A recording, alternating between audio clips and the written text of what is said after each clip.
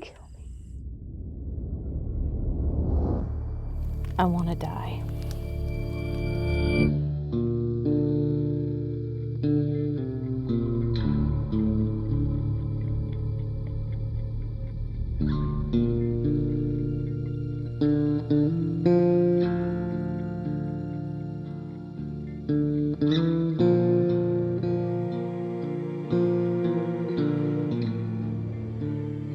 And Gwen, you're with Mr. Roy.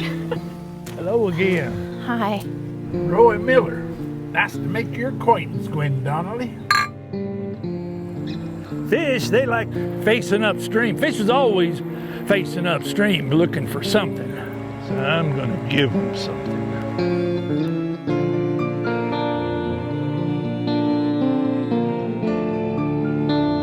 There we got it.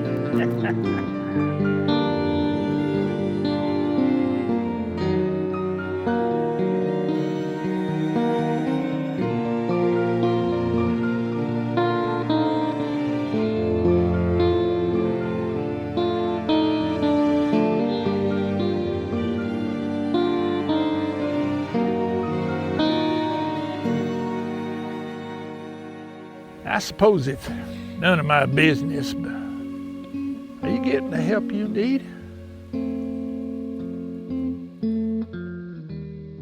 When we were getting on that bus, I saw this look in your eyes, and I thought, that's exactly how I feel.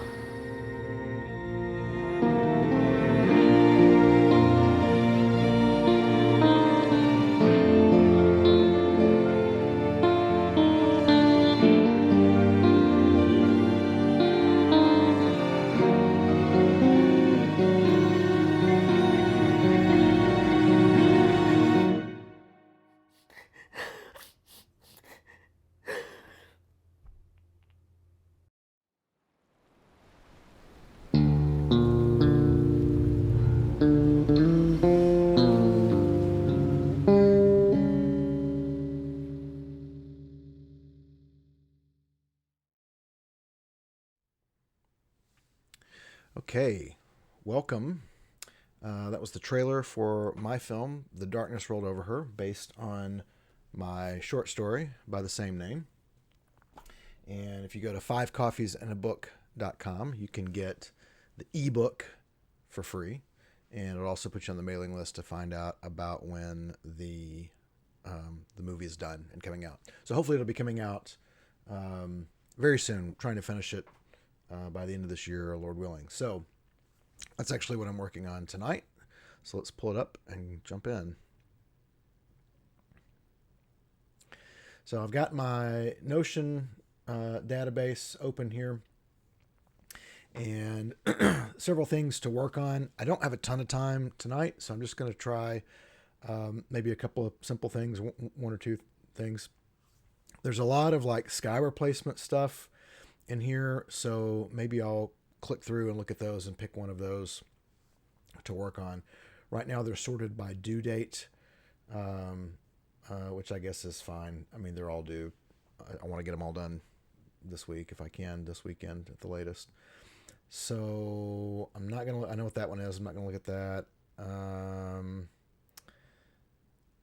Let's look at this. Add a few clouds. It says 125, 16, 19. So I go over here, 125, 16, 19. And, oh yeah, we were going to add some clouds in to this shot. You should be able to hear that, I think, on your end, possibly. Yeah, so it's nice. Doesn't need it by itself, but just every other time we show the sky, even in this, because this was all shot on different days, of course. So every time we show the sky, there's just some clouds in the other shot. So there are a number. I do cut to this shot a number of times, but I think it's one of these things where I think I can get it set up and sort of pick the clouds that I want to be in there, and then and leave it, and that's fine. So Noah was going to leave me some clouds. Now I don't know if he did that or not. I forgot to ask him. So let's look. So I've got in my Dropbox folder. Oh, by the way, this might be of interest to anyone watching, if anyone's watching. This is sort of how I've organized things in Dropbox. I've used this for a long time. I went through the producing program at film school, and so this is how I had my 5-inch, my 3-inch or 5-inch 3-ring binders back when we were still doing everything on paper before the internet was much of a two-way medium. It was sort of just kind of a one-way medium at the time, something that you would go and look at and read. And Dropbox came out, I don't know, about 20 years ago, and started using it for film production at the suggestion of a friend of mine. And we were working on a short film together. So I decided to organize it, not just putting folders in there, but organize it like I have my 3-ring binder, and keep everything sort of separate this way. For me, this is just a little cleaner. I do have this, if you go to my blog site, so if you go to parabolas.com, which is listed over there, and then look for my blog, it'll take you to skidmore.parabolas.com, or you can just go straight there. And somewhere there's a downloads something, and one of the downloads is a zip file that has all these folders built into it. And there's folders inside these folders as well. So like directorial already has all the folders in there for the line script and the shot list, etc. And so when you get the zip file, you have a whole bunch of folders already created. Of course, you can add your own or change them or whatever you want. Obviously free. It's just empty folders is all it is. But this is the system that I use for all of my productions, film productions, and it's worked pretty well. So we have in this post media folder, folder 1491 is this VFX briefcase. So this is where Noah and I sort of share things back and forth. And we could have a separate folder just for doing this, but he shares this whole folder. And so this is sort of where we've been doing things. So for instance, Resolve export settings. I had some export settings in my MacBook Air. I needed to get them over to my Mac Studio. The easiest thing was just to export them into the briefcase. I could come over here and find them, that sort of thing. So these are things that I've sent to Noah. Here is from Noah, and he's got sky plates in there. So I'm guessing that is the clouds, but let's look and see. It is. He remembered to do it. That's great. So got some various clouds that we can put in there. Some final plates. Looks like he's got 4 different images that we can use. What's the difference between 4 and 2? Oh, what's the difference between 1 and 4? I see 1's got some more clouds down in the bottom left. All right, so I want all 4 of these, and I'll be honest, I'm not really sure how to do this in Resolve. So if you're just joining me, I'm not a Resolve expert. I'm sort of learning as I go, and by broadcasting, maybe you learn along with me.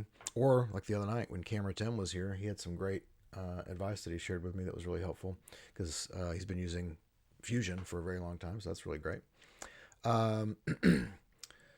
So this is just a way to kind of keep me accountable and keep me working. So I'm going to make a clouds bin in my graphics folder here, and I'm going to go back to Finder, and I'm going to take these 4 guys and bring them in. I don't need the Photoshop files, just the final JPEGs are fine. Finder's going to take a second to download those with Dropbox, and then boom, there they are. So now I've got them in here. They're very blue, sort of unnatural looking. Oh, that's probably because the color space needs to be set. I bet that's why. So we'll go in and set that. That's not a big deal. Okay, so now then, so one simple way of doing this, I know, is to basically put the clouds under this shot and then cut a hole in this shot so that the clouds show through, right? So I don't really like messing with my original timeline. I don't want anything to happen with that. So what I'm going to do is I'm just going to copy this shot, and we're just going to go straight up like that. So now I got a copy of it on top. The original is down there, sort of left alone, unmodified. Now I'm going to go into my media pool, and I'm going to go to those sky plates, which are already pulled up. And if I open a double browser here, then I can look at these. And I think it was, yeah, number 3 here. So how this one has sort of a little cloud here and a little cloud there, that seems like that might kind of line up with a shot that we were sort of scrubbing through a minute ago. So see how sparse the clouds are. They're kind of low to the horizon. Where was another one? Oh, here, right here. Yeah, see, there's a little cloud over there, but there's still a lot of empty blue space. I mean, this one on the left kind of looks like the one on the right, right? So let's use that one. We can use that one for this shot. And we'll pull it down, and we'll put it under that shot there, and then get it cinched up. And there was probably a way to do that where it was already the right length and all that. But anyway, we got it in there. Okay, now obviously we don't see it because the footage shot is on top. So now we're going to go to, let's see, we could do this in Fusion, or we could do it in the color page. Let's start in the color page and see how good or bad that looks. And so I think that's Shift 6 takes us directly to the color page. That's good. And we can see right here in the clips timeline that there's 2 different copies of this shot here. They both sort of have the same starting time code, so we know it's the same shot.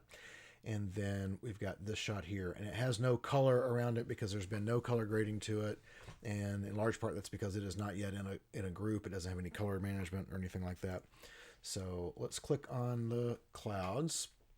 It's not going to show us the clouds because this thing is covering it up still in front of it. I don't think we can disable it from here, can we? No, but we can go back to here and disable it for just a second by hitting letter D. Already we can see on the right it looks different because of some of the color management stuff. And I'm noticing there's kind of a hard line right there, which I'm not crazy about, so we might have to use a different set of clouds. The good news is once we get this sort of set up, then it'll be real easy to swap out what cloud image we use.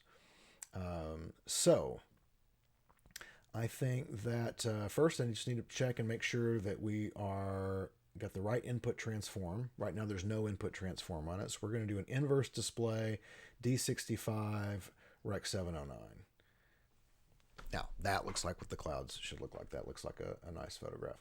Again, I'm seeing some hard lines here, I guess from his Photoshop file, but if we just use sort of the section in the middle, I think that we'll be okay. So that's the next thing, is to get it sort of sized correctly the way that we want. And I believe that can be done right here without leaving the color page. I believe one of the sizing tools, which is right here, one of the sizing tools is the edit sizing, I do believe. And there it is, edit sizing. So I should be able to edit this here. And I think this is the same as if I was doing it in the edit page. And I can size it in other places in this sizing thing. So the question is like, why are there multiple ones? This has to do with how Resolve processes all of the functions. So if you get the Resolve manual, the Resolve 20 manual is over 4,000 pages. It's a big PDF. If you get the Resolve manual, one of the sections in there is essentially the signal flow. How does everything come in what order does it process everything? And that might be very helpful if you're trying to figure out, okay, if I do color and I do fusion and I do stuff in the edit page, what happens when the manual walks you through, when all those things are taking place. It's interesting to kind of glance through and look at some point when you have time. But I'm pretty sure that working with the edit sizing here in the color page is the same as if I was in, let's just go look at it, is the same as if I was in the edit page and I was up here in the video inspector and I was using the zoom and the position and all that up here. So let's find out. So we'll go to the color page and we'll mess around with this, and then we'll go back to the edit page and look and see if it's the same or not.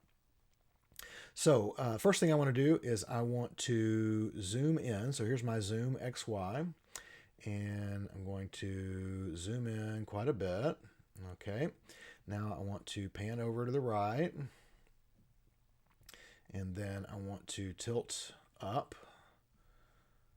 Let's get some clouds up there. All right, now I don't mind that it's coming up off the bottom, because remember the shot is, if it'll show us just the shot. It won't. No. So I just need to cut out sort of the sky, which is in the top part of the shot. I'm not really going to be using it down here in the bottom. So now let's go back to the edit page. And okay, no, none of my transform stuff has changed. So it's very interesting. So this is apparently two different things: the edit sizing versus the transform here in the edit page, which I find interesting. Although we do see the effect of it here. All right, I'm going to re-enable this, and so we can go ahead and start cutting it out, and then we can better size that the clouds where we want it. All right, so this is already in a group, and so it's already got the color transforms and some basic color grading applied. All I want to do now is I want to cut this sky out. So the easiest way to do that is just grab my qualifier tool, turn it on, and go up here and just sort of swipe across this blue stuff. There we go. Now, how do I know that anything has been selected? Well, a couple of ways. Number one, I can go to the qualifier section here, and now you see these triangles that shows what has been selected. I can also turn on highlights, which I can do with this button up here in the top left. Or I can do it on the color panel. So let's get the color panel turned on. Well, the color panel is on. Let me get the camera for the color panel turned on for you so you can see what I'm doing. And actually, I guess we need to move it because it's going to be in the way for some of the things that we're doing. So let me put it over. Actually, I'm going to move around a couple things here. Talk amongst yourselves. Okay, how about this? Perfect. And now you can see my hands down here. Yep. Operating the Blackmagic Micro color panel. So this is how we're going to manipulate some of the things. So one of the buttons on the color panel is it will turn on the highlight mode, and I always forget which one it is because it's not a highlight button. It's the color panel has all these buttons, but then it has a right here it has a shift up and a shift down. So that gives every button basically like 3 modes of operation, and every wheel and knob and everything 3 modes of operation, which is very cool.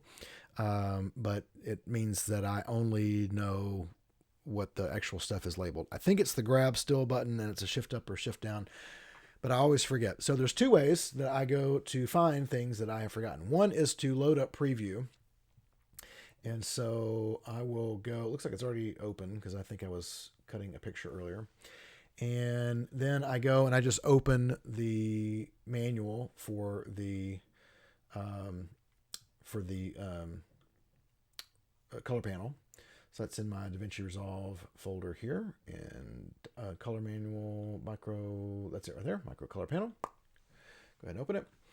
And I usually have this open, this and the Resolve manual. I haven't really used it much on this computer. This is my new Mac Studio.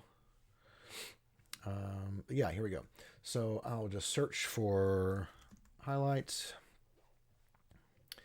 and that's a different thing than what I'm wanting.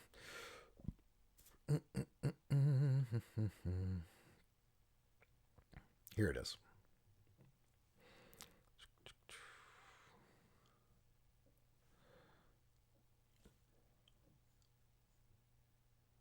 Grab still, highlight. Oh, there is a button for it right there. It's H light. There it is. Okay. So we'll go and we'll look at, there we go. Okay. So now highlight is turned on, and so now I can see what has been selected with my qualifier tool, and it's selected too much. So I want to cut down what has been selected, and like I don't want any of these trees in there and that sort of thing. So the first thing I'm going to do is I'm going to turn on and off all 3 of these options, hue, saturation, luminance, to see which of them are having the most effect. So hue having a big effect, got to leave that on. Saturation is not really having much of an effect. I'm just going to leave that off. And luminance is having an effect, so we're definitely going to leave that on. Okay, so hue and luminance are our big factors here. I'm going to grab in between the triangles. The triangles wrap around because color is kind of like a circle. At least that's the way Resolve sort of deals with it. And I notice when I move it back and forth, I get more or less of the thing I don't want. So I'm going to move farther away from the thing I don't want. It looks like I want less and less purple. Yep, yep. In fact, you see it's coming around the other side there, actually. I'm just going to keep sort of shrinking it up until we're kind of into just the... Oh, this is looking good already. Okay. And I'm just going to keep this roll off kind of soft here, because I want to make sure that those branches and everything up there get cut out nice and good. And now we're going to just check the luminance here. We're going to move it back and forth. And it looks like if I pull it back, I start to get some shadow like in his hat and then the trees there. But if I go forward with it, then some of those hard lines start to go away. And that looks pretty good. So there's still some water. You can probably still see some of the highlights down here in the water, some of the white and some of the light gray sort of there coming through. But we're going to get rid of that in just a minute. I'm not worried about that. But the sky is looking pretty good, if I do say so myself. So I'm actually gonna. I haven't done any color grading on this, so I'm probably gonna have to append some stuff later. But let me just put a node before this and call it input. By the way, I'm hitting tab to name these. And that is, you have to add that in as your own keyboard shortcut. But when I did the Ripple training thing, that was one of the things that they recommended, was adding in that keyboard shortcut. So here I am on the tab now. So I've qualified this node. So the things that I do in this node are only going to affect, what you see there, but I haven't done anything yet. So there's no effect to the final image just yet. Okay, so I've got my sky mostly selected. The one thing I want to do now is I want to limit it to the sky. And so I'm going to put in a window, and I can do that here. If I hit add window, it's going to give me a circular window, and I don't want that. So I'm going to hit undo. And so I think it's shift up and add window, and now I get a box window, which is great.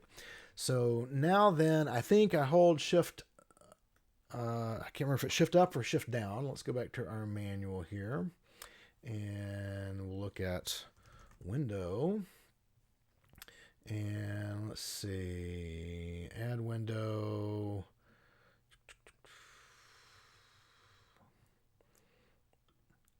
Oh, here we go. Log offset. Shift up. Window softness. Shift down. Oh yeah, shift up. Pan tilt. Yeah, so shift up is what I want. So I'm going to do shift up, and now I can change my aspect ratio of my box. So I want it to go the whole width here, I think. Actually, I'm going to bring it in just a little bit, and then this wheel right here makes it bigger, and then I can just roll it up to the top. And there we go. I don't need to worry about my softness. I don't need to worry about anything like that. And I don't think I need to track it. I think it is shift down, add window, tracks forward and backwards. So we'll track it just in case. There was no need to track it because it's a tripod shot, but I tracked it anyway, and it should be locked in nice and good. So now what I've done is that window has limited everything to just sort of the upper half, so I'm not getting all that reflection down in the water. Okay, so now what? So now I've got to remember how to essentially make this a hole. How to cut out the sky to reveal what's going on below. And and actually before I do that, I'm going to go back to my qualifier, and I'm just going to make sure we're good and clean here. Just going to clean my blacks a little bit, just to make sure they're nice and solid. I'm going to clean my white, which is what's showing through. Back it off a little bit. I don't want to get too far into there. My blur I'm going to leave off because I've got all those hard edges around those limbs. And I'm going to take the clean black down just a little bit. Yeah. Might have been better without any adjusting there. Okay, so now then, to make this, to knock this out and make it transparent. I've done this before. And yet now I've forgotten how to do it. Let's see. Add matte is not what I want because it's already, I want this to be a matte.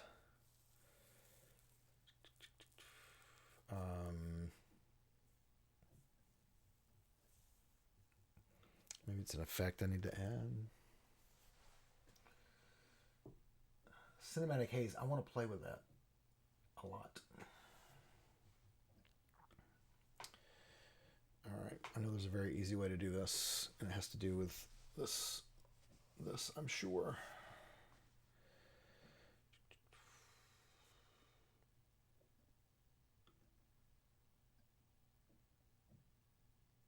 Oh, I think, oh no, I just flipped my mat is all I did. But maybe, is that what I want? No.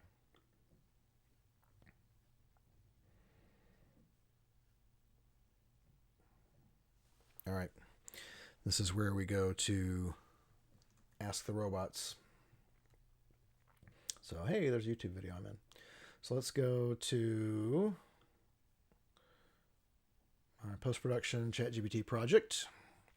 So in this ChatGPT project, I have ChatGPT Plus, which enables you to have projects. I don't think you have projects on the free version. And projects collect a lot of chats in one place, but also you can provide instructions for a project. So here are the,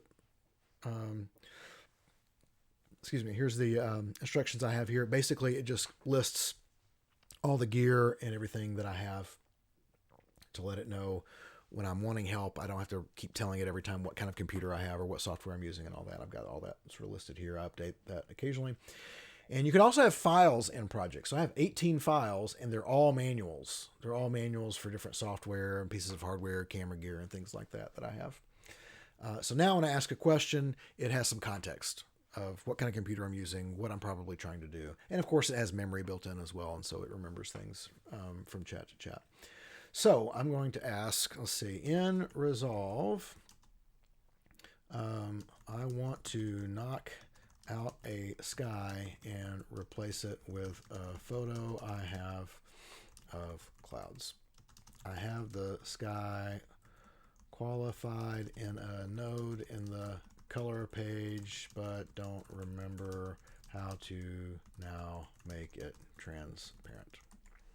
And so let's see if we get a good answer. Sometimes it gives me total garbage, as these LLMs are wont to do, but usually it's pretty good. Usually it at least guides me to the right general area. But let's see, let's find out. So it's thinking, now it's searching the project files. So it's going through and it's reading, I've uploaded the entire Resolve manual to the project section. And we're waiting. Here we go. In the color page, connecting it to the alpha output. Oh yeah, I knew that. So we need to add an alpha output. And we pass the alpha along. And we pass the alpha out. All right, let me turn my highlight off. There it is. That was easy. Easy enough. Now, it doesn't look very good, but we got it in there. So now we're going to go to our clouds, and we're going to go back to our sizing. And now we're going to get it cinched up into a little better spot. So I'm going to shrink it down even more.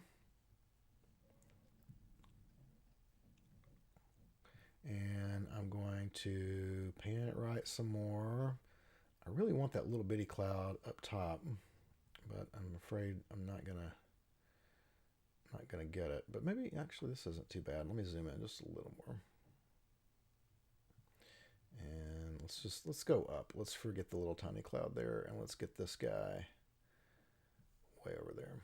Something like this, maybe.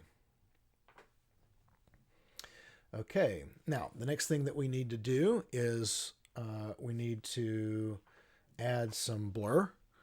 So I'm going to, let's call this node my input node.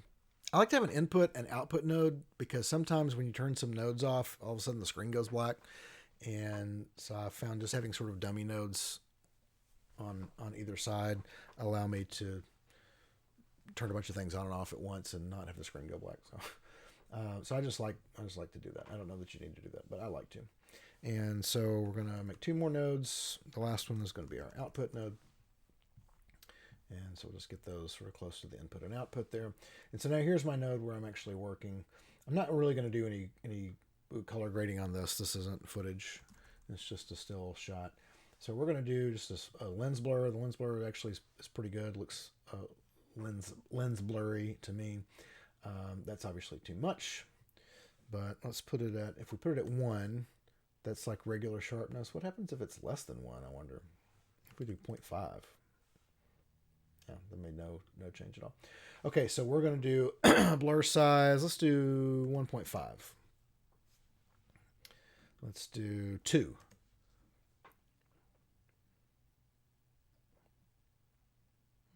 I don't hate that. I think part of it is I think the image is maybe a little contrasty. So I am going to do a little bit of color correction. So we're going to call this blur, and I'm going to do Shift S, which is going to put a node before, and we're going to call this one CC for just some color correction, color grading. And I'm just going to do some real simple stuff here. I'm going to go to my color wheels, and I'm going to bring the gain up, kind of wash it out a little bit.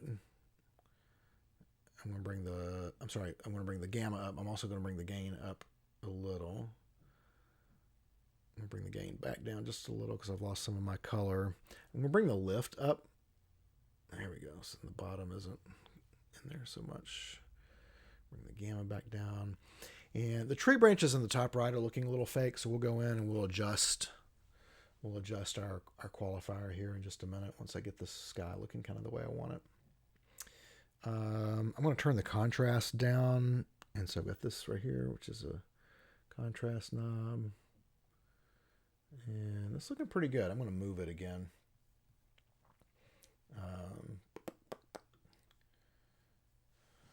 And it doesn't matter which of these nodes that I go to because the edit sizing stays the same no matter what I do with it. So I'm going to... Oh, I've got the end of my image over there. All right, I guess I better leave it like that. But what I can do is zoom in some more. And then tilt up. And then move it over to the left. You don't want to make it look too perfect. You know, you want to feel like you kind of caught these clouds unaware.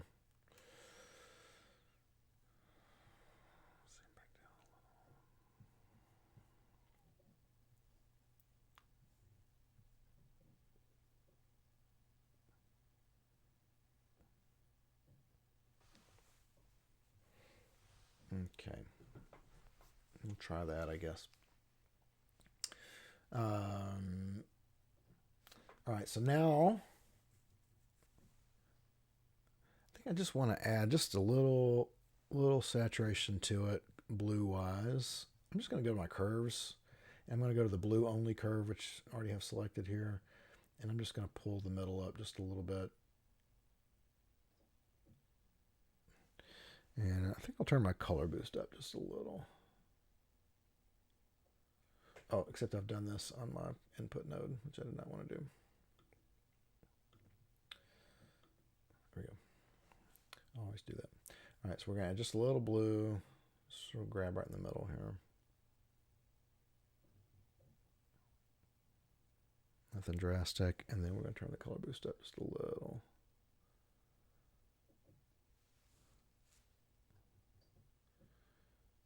Okay, that doesn't look bad. At least I don't think it looks bad. Maybe you do.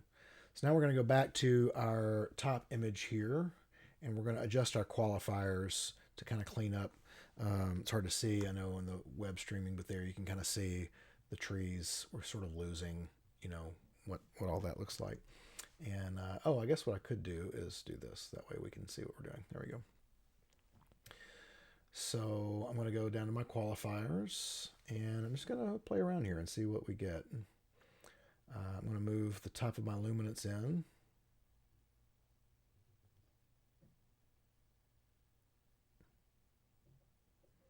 I don't see that having an effect either way, really. Am I on the right? Yeah, I'm on the sky. Yeah.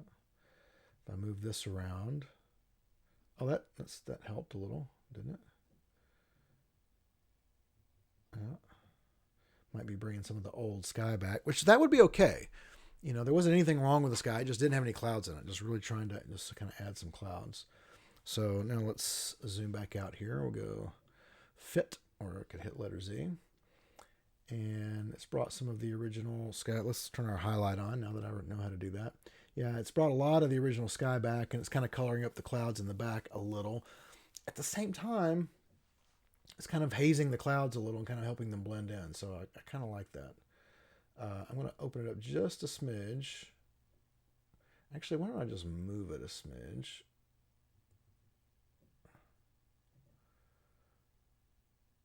Now open it up just a little bit.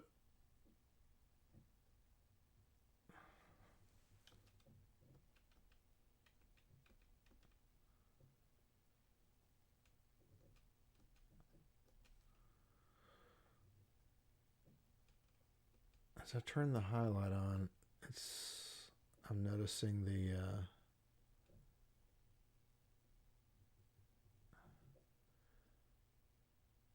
colors are all so different, and I don't know why that is, but I'm pretty sure this is what it should look like. I guess maybe the highlight is showing me without all the color grading, or maybe without the timeline color grade on it. So I've got timeline color grade on this already. So, okay. I mean, I think that looks pretty decent. So let's go back to our edit page here. We'll go just to the single viewer, and we'll make this a little larger so you can see.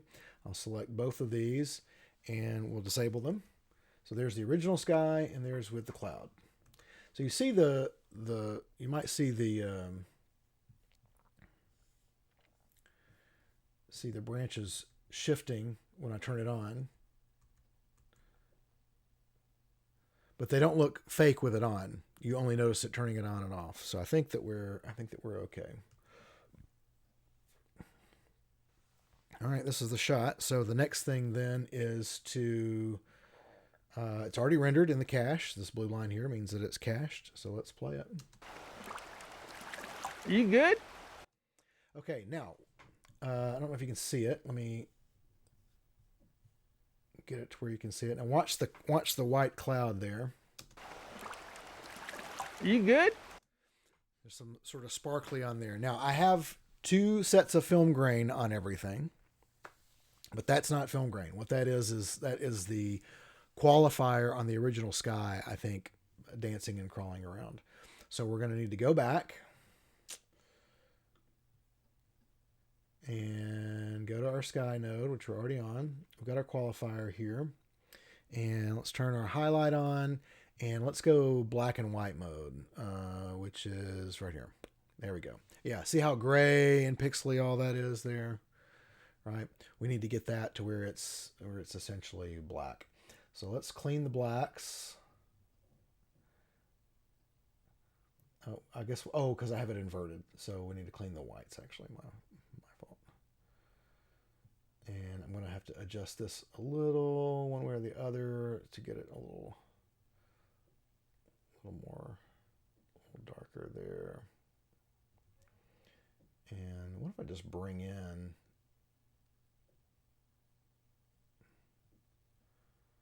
the softness on this? Maybe that could possibly help.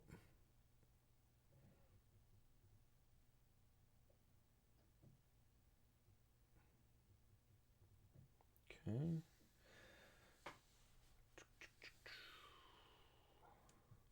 And let's see what it did to those trees over there. I think that might end up being okay. We've got our everything clean pretty good. Let's turn the highlight off. I mean, looks pretty good.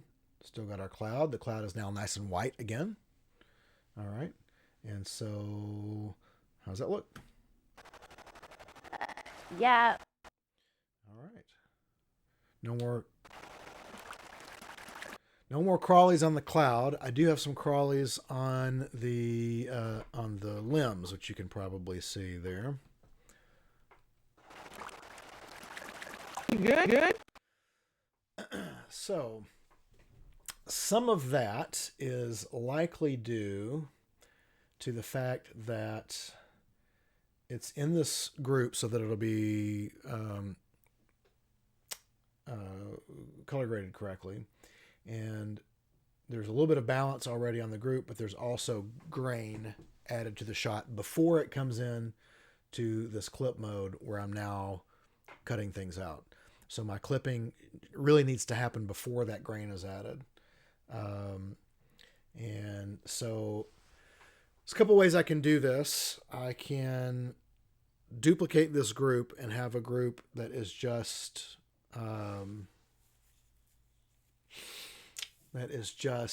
for effects plates, and then just make sure that the pre-balance and the post grading, because that's how I'm kind of doing everything, is the everything in the group is got the pre-group stuff done to it. Then it processes on a clip by clip level, and then there's a post group. And so my pre-group is just some basic balancing and adding film grain, because it should look like film that was shot. And the more I think about it, let me think about this film for a minute, because I'm going to have a lot of shots where I'm cropping in and resizing and doing sort of little zooms and stuff like that. And I don't want the grain to zoom, right? Now, a lot of that work I have done in the edit page, and so I think that happens before any of the color stuff. But let's look. Let's verify that before we move forward. Because what I may do is go into all my groups, which I have several, and move the film grain stuff to the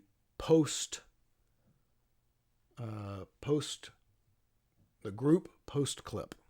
That's it. Group post clip. But let's go to Applications, Davinci Resolve, and Davinci Resolve Manual. And there it is. And I don't need it that crazy big, so let's do like this. Nope, not what I was trying to do. That's also not what I was trying to do.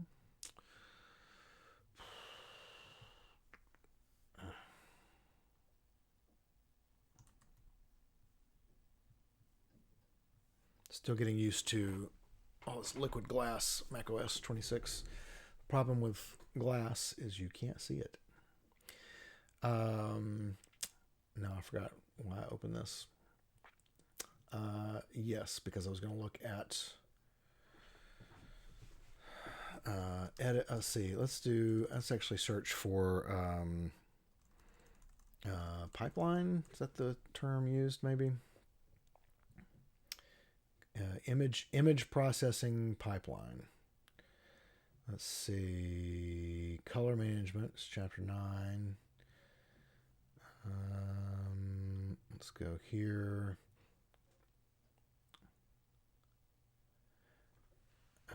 Okay, but this is just about color.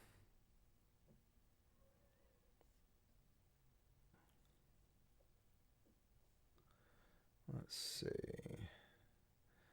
Here we go. Here's the Davinci Resolve sizing pipelines. That is definitely one thing that I'm wanting to know. Okay. Timeline resolution. All right. See if we can get rid of this spammer.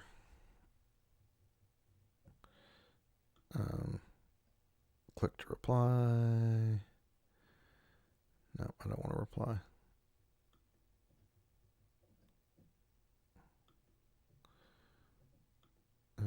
No, I don't know how to do that from here. Okay. Timeline resolution. Mixing clip resolutions changing. Separate timelines. No. Wait, I thought I saw. Oh, I see. 286. Here we go. Okay. Super scale, high quality upscaling. I was hoping for another little flowchart thing. I guess this is the order. So the super scale, high quality upscaling happens first, looks like. And then fusion effects and resolution happen next.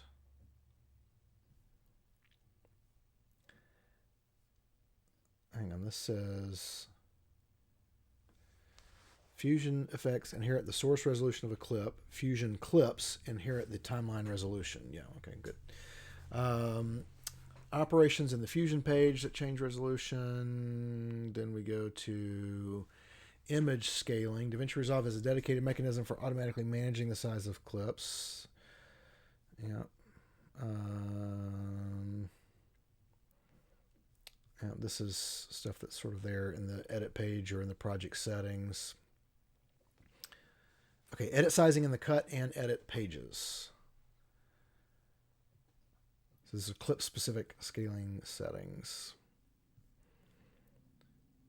Then image stabilization happens after that. Then input sizing on the color page, node sizing on the color page, output sizing on the color page.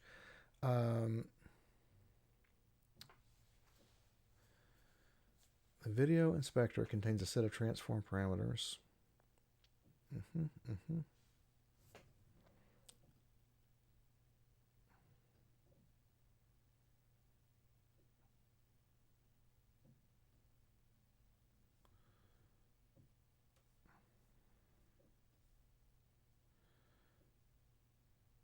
Okay, this says, however, for convenience, the edit sizing controls are available in the color page as well.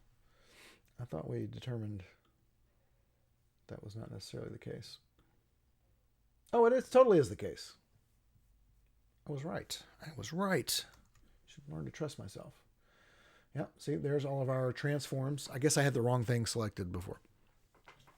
So there's all of our transforms there in the edit page that we made in the color page on the sky. So, okay, that's good to know that I was right about that. But now I was wanting to, let's see, input sizing, node sizing, individual sizing adjustments to clips on a per node basis.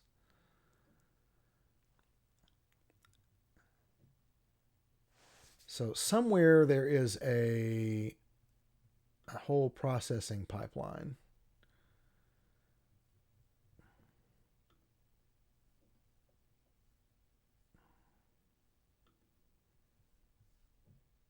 I keep seeing it referred to, but so I guess here we're going to do this.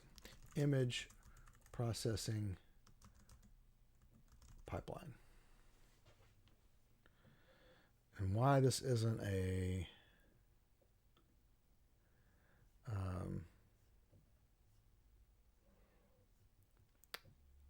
so somewhere there's a big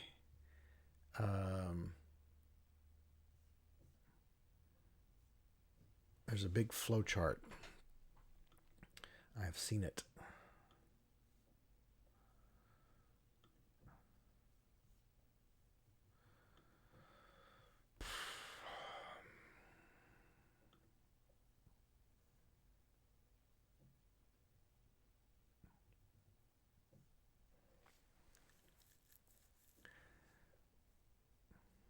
All right, let's just go to the home page.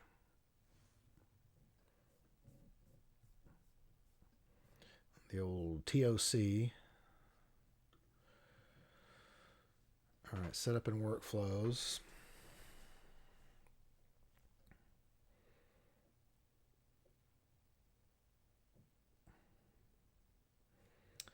Ingest and organize media, cut page, edit, editing effects transitions, import and conform, fusion fundamentals, fusion page effects, color, resolve effects, Fairlight, deliver,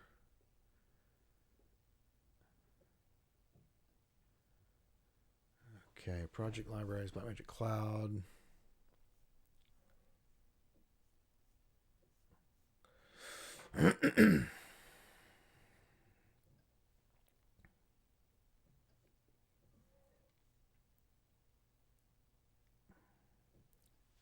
Image processing order of operations.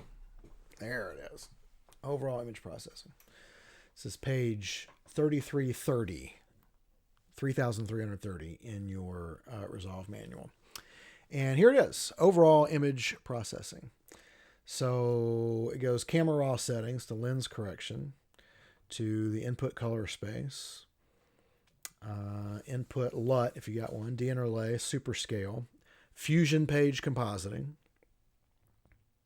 then timeline processing, then processing after the timeline, subtitles, output sizing. Timeline processing includes all of the clip color stuff. So the first thing that I can learn from looking at this is that I've done it correctly, in the color page, but my film grain is being processed on the clip. I think the specific question that I was wanting to know is, because I don't want my film grain to enlarge if I'm doing a digital zoom on a clip. I don't want my film grain to enlarge if I'm cropping in on a clip. I want it to be the same as if I shot it at that original size. So what I want to know is my edit sizing, is that affecting the grain? And if by putting it in the output, I think I looked at this once before. So looking at this page here, we'll zoom in so you can see. It comes out of the Fusion page. So Fusion happens before any of the timeline stuff. Even though it's a little confusing because Fusion appears after the timeline down here in where all the pages are listed down at the bottom. But actually all of the Fusion compositing happens before any of the timeline stuff. So the edit sizing in the timeline, that happens after a Fusion page compositing. Everything going on in the Fusion page. Input sizing happens after that. Fusion effects happen after that. But I don't know if that's Fusion effects. Interesting. Cut, edit page, open effects and resolve effects, clip grade, speed effects, cut, edit page, track compositing, timeline grade, and then it goes on its way out. So it looks like Fusion page compositing happens before you get into your color grading stuff, but not your Fusion effects. Looks like your Fusion effects are going to happen after all of your sizing stuff. Interesting. Okay, so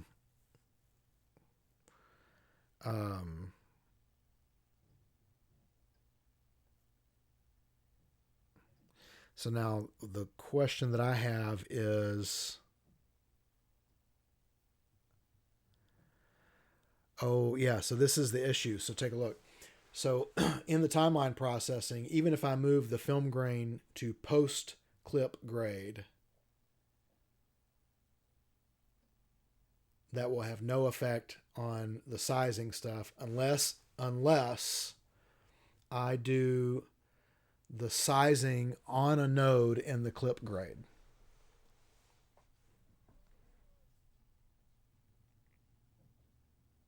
Yeah.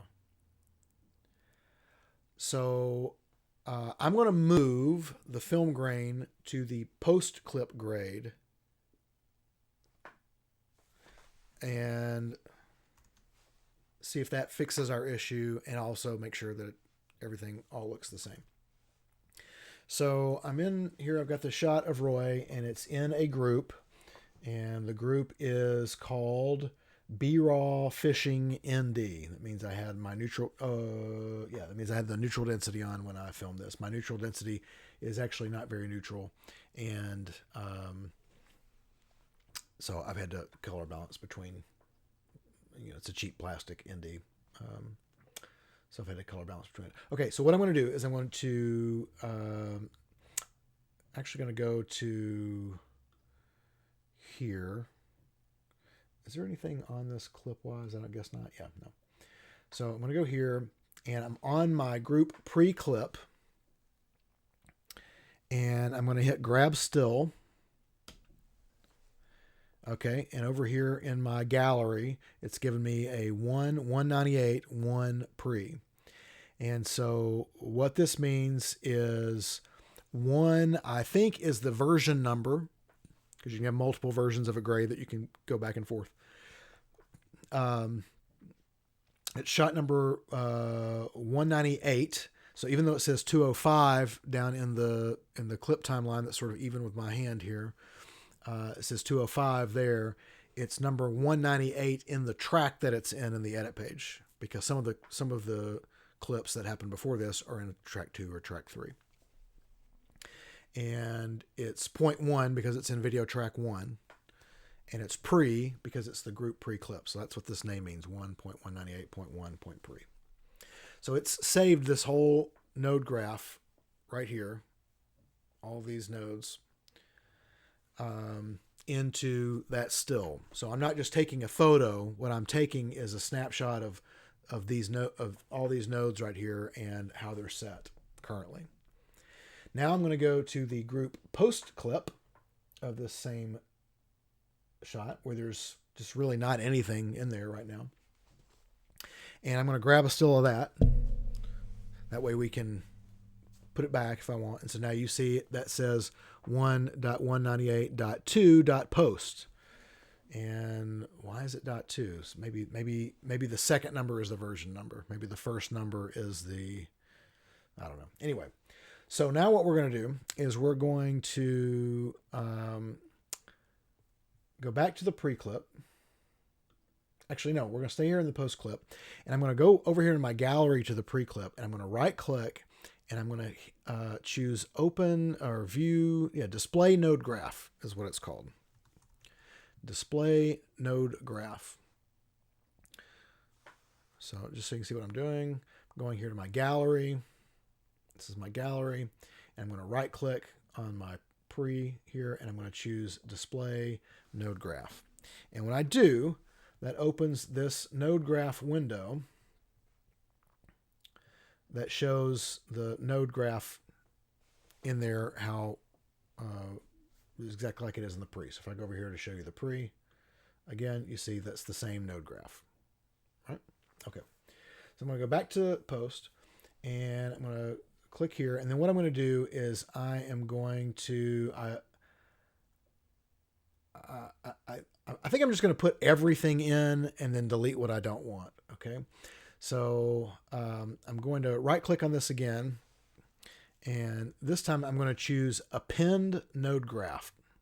That's what I'm going to choose, is Append Node Graph. And when I do that, it's going to put the entire node graph from the pre. It's going to add it to my existing nodes. All right. So I've got that now. So I can close this. I don't need to look at that anymore. Okay. Now I don't need this input node, because it's not doing anything. I already have an input node here anyway. This is where my creative grade is going to live on this shot. I think one reason why I had the grain on the pre is because if I do contrast adjustments and stuff like that, that should affect the grain, because it would if I had shot film and was doing this, right? But I'm thinking that's probably not going to be that big a deal, maybe. So I think I do want it before my creative grade, actually. So while I'm holding this down, I'm going to hit E, and it's going to extract that node. And then I'm going to go over here and I'm going to put it at the end, like that. And then this balance node, I don't need. It's doubling up any balancing that's happened in the pre-group clip. And also you can see from the lack of any icons here, that means nothing's happening here. Like, see how these have icons in the bottom? That means there's something happening there. This node, it's not doing anything anyway, so we're just going to delete it. All right, so this is my mixer node. This is my grain that's coming in here. This is the math that I'm using for this is my 64D, 64 daylight fine grain because we're filming outside. So now what I want to do, now that I've moved that for the whole group, not just this one shot. So that means that I've moved it for this shot as well. So I'm going to turn my highlight back on, and I'm going to go to the clip settings, and I'm going to go to that sky node. Okay, there we go. And I'm going to, all right, everything's looking fairly clean. Looks like I could probably clean it up some more in there, right? Let's get this where you and I both can see what we're doing. So it looks like I just kind of need to clean some of this up in there a little bit. So let's go back to our qualifier. And I'm just going to clean the white some more until that stuff goes away. Problem is it's starting to sort of, see how it's starting to kind of getting soft. And I don't want it to get soft in there. Let's try this white clip and see what that does. Oh, that's very nice. That's more what I wanted there. Let's turn some of that clean white down and turn that white clip, bring that white clip down some more. Yeah, I like that. Now we're getting somewhere. It's sort of like a levels adjustment, I guess, on your black and white. So I'm going to get a harder edge. So, okay, I'm getting a harder edge up here as well. Let me take it up just a little bit. Soften it just a smidge. And let me clean my white just a little bit. Okay, yeah, now we're getting somewhere, I think. What else we got in here? We got shrink, we got shadow, morph radius, midtone, highlight, denoise. I don't want a denoise. I kind of want the, let's see what this post filter does. Nope, hate that. What does the pre-filter do?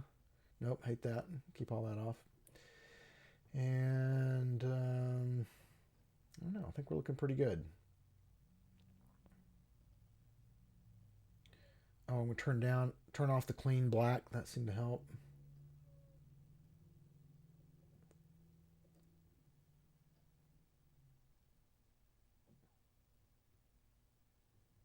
Okay, that's a much sharper matte. So now let's go back to our regular way of looking at it. There we go. Looks pretty good. Let's zoom in on it so we can really see the edges there. And let's see now how that's going to look. You good? It's still pretty dancey, isn't it? You good? So what I would love to do is play this clip on a loop.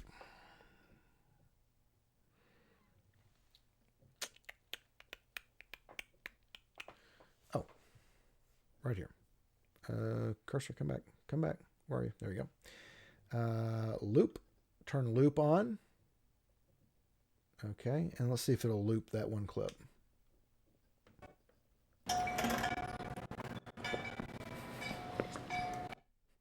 No, it is looping my section that I have, which, makes sense, I guess. So I'm going to Option X, I'm going to clear my in and out. I'm going to go back to my shot, which the easiest way to do that is to go to Notion and type the numbers in again. Which one was it? This one here, add a few, oh yeah, 3 shots in a row. 1, 25, 16, 19. So 1, 25, 16, 19. There we go. And now I'll hit X, and that'll set an in and out point there. Now I'll be just looping this shot. Will be the only shot I'll be looping. So we'll go Shift 6 back to my color page, and now I can hit play. You good? Perfect. So now I think I should be able to tool around with some of the things while it's playing. And it'll have to kind of re-render it as I change some things, but I'll be able to see maybe a little more quickly if the work that I've done is meaningful. Now, neither of us want to listen to him say "you good" 500,000 times. So I'm just going to hop over into Edit, just going to mute the audio real quick, and that will terrify me tomorrow when I come back in here to do this and I have no sound. I'm sure there's probably a way to mute it in the color page somehow. There's usually in the edit page, there's like a din setting or something where you can just like turn it off. But anyway, all right. So now I should be able to play loop. Yep. Okay. And it's just sort of slowly crunching through things. And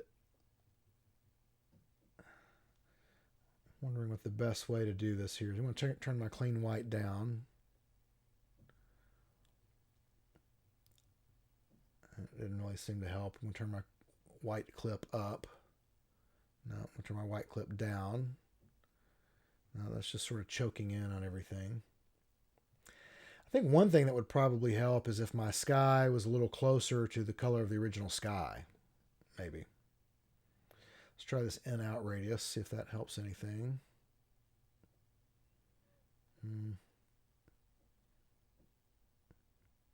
Not really.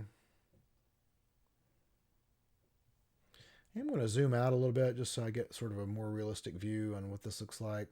But yeah, it's clearly dancing, so we can see that in the large. I wonder what this morph radius does.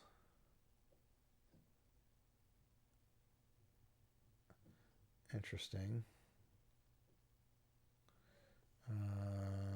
Morph operation. There's shrink, grow, opening, closing. I think I'll have to try those maybe some other time. If I turn luminance off, no, we don't want that. If I turn saturation back on, that doesn't help. Our hue is obviously a big deal. We need to leave that on. Yep. I'm going to turn my highlight on. Oh, there we go. That gives us a little more real-time picture of what we're looking at.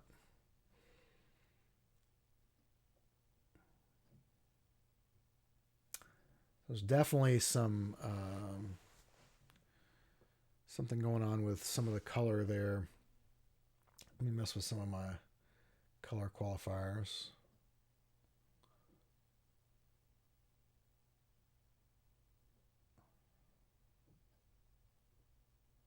Ooh.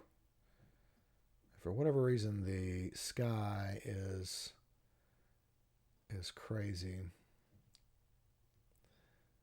And that's what's causing all this sort of anti-aliasing around the branches here.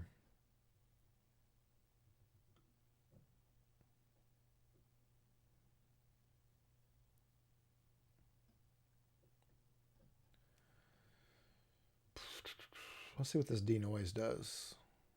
Yeah, that's just gonna blur the crud out of it. Let's try messing around with some of these. No, don't like that.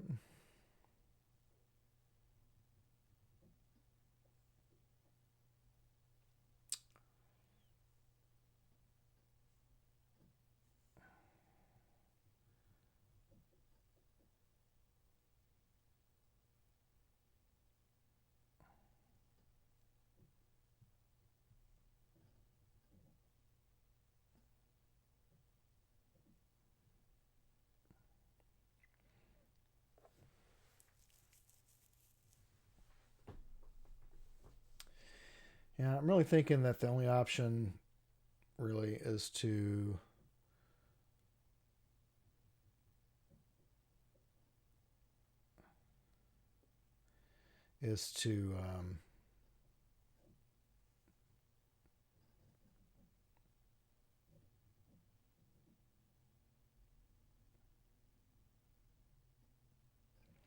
make sure that my sky is the same color as my original sky. So that's okay. We can do that. No problem. So I'll stop that, turn my highlight off. Stop playing. And what we'll do is we'll go in here. And what I'm going to do is I'm going to temporarily add a window so that So I'm going to add it after this blur node. So I'm going to Option S, tab, temp window. And I'm going to Shift up, add window, and that's going to add a square window here. Now I want to move it to a certain place. Okay. And I'm going to turn down the softness so I get a hard edge. And I want it to only show, so I'm going to run the alpha, put an alpha output. There we go. So now then, what I'm seeing when I'm viewing in here, on the right is my new sky, and on the left is the existing sky. And you see how much more dense it is. You see also it's a little redder. It's a little more red. So, we're going to go back into our color correction node here, and we're going to just play around with that a little bit until we get it to look kind of the same color. So I'm just going to go back into my curves, I think, probably the easiest thing. Well, maybe not. I guess we can try using the wheels. So let's do some gamma, and we'll take it towards red.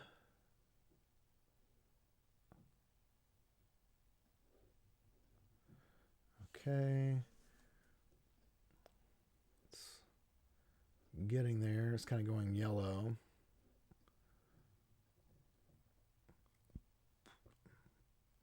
And bring the brightness down. Okay, now it's too red.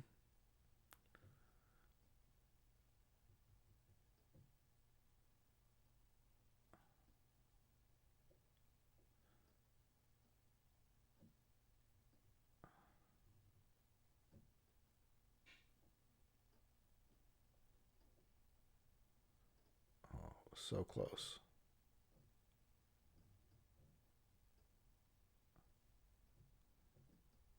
I mean, that's pretty darn close, right?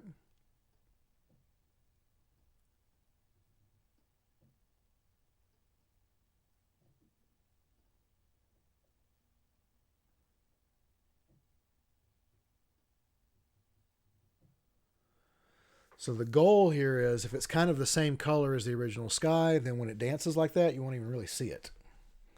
That's what I think anyway. I don't know if that's right. All right, so we'll go to the temp window there, and we will disable that node.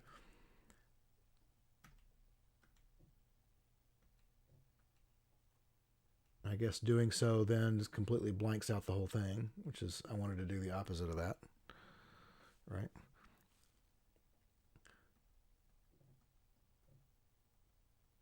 But I mean, it's pretty close. It's still a little red, isn't it? It's a little red in the highlights.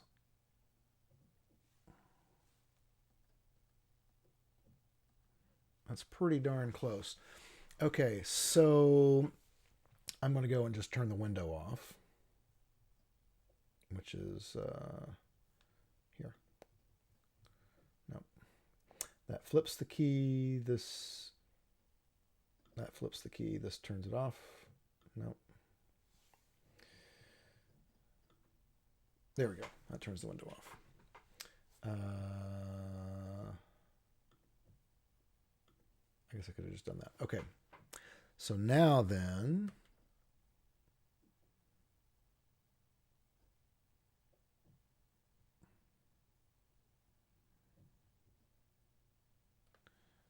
I don't know. Does that seem better? Seems better.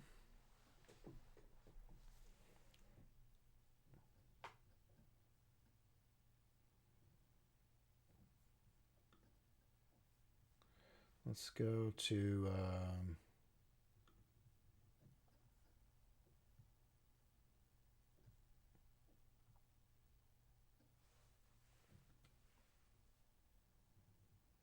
I mean, there's film grain dancing on it anyway.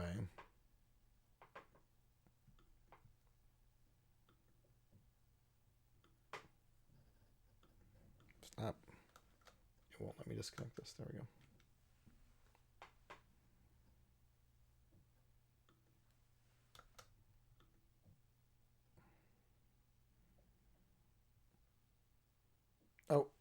doing the wrong thing.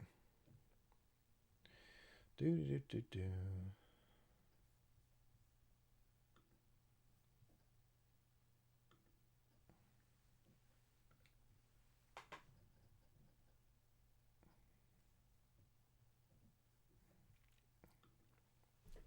Oh, it's starting over every time, I see.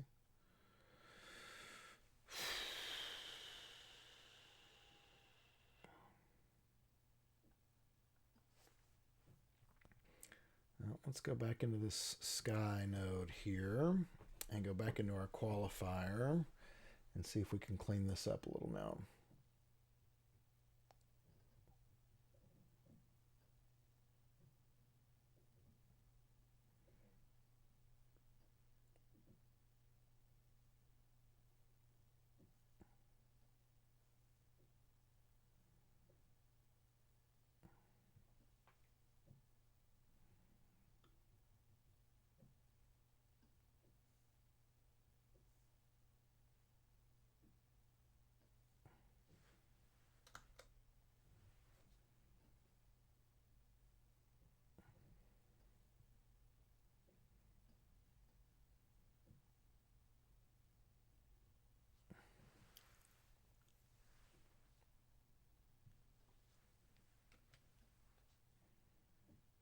You know, that's not terrible.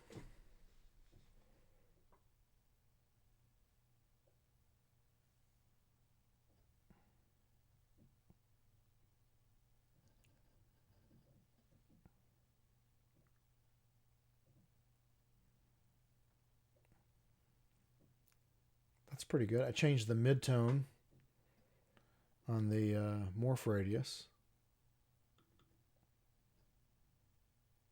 That's it back at 100. But I noticed my clouds got denser too when I did that. Or did they? Yeah, a little bit.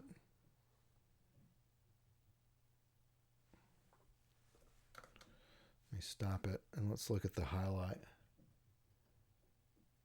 Oh yeah, interesting. Because it's letting it all bleed through. So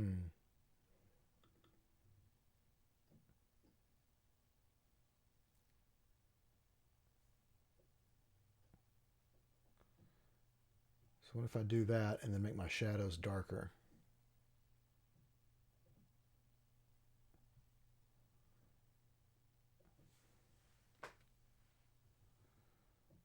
Yeah, there's tons of dancing.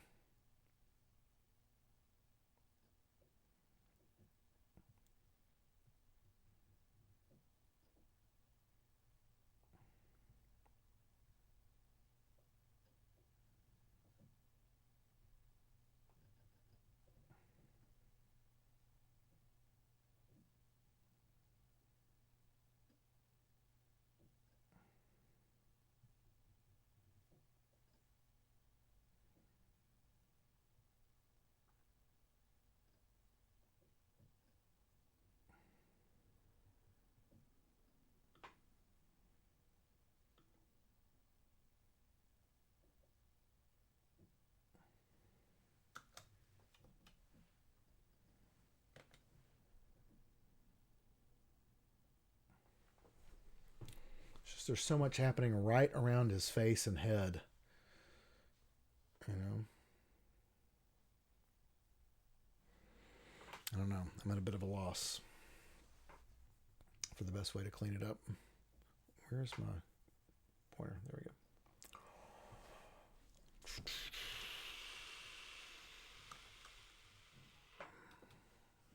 I'm at a bit of a loss of how to clean that up. Now, one thing, okay, how about this? Let's go, yeah, so I'm making my sky. I'm going to pull it out. And I'm going to connect the alpha only to this output node.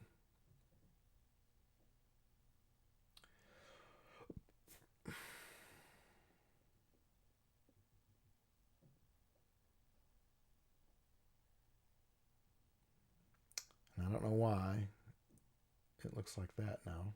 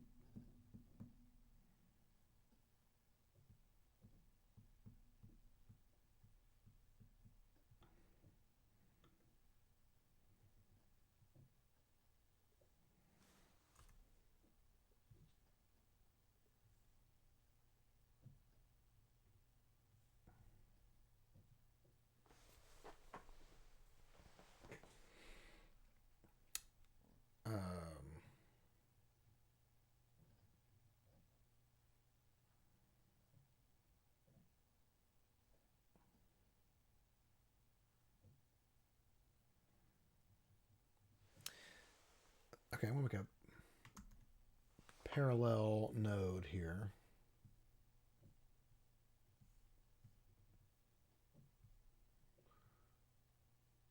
And I'm going to swap these.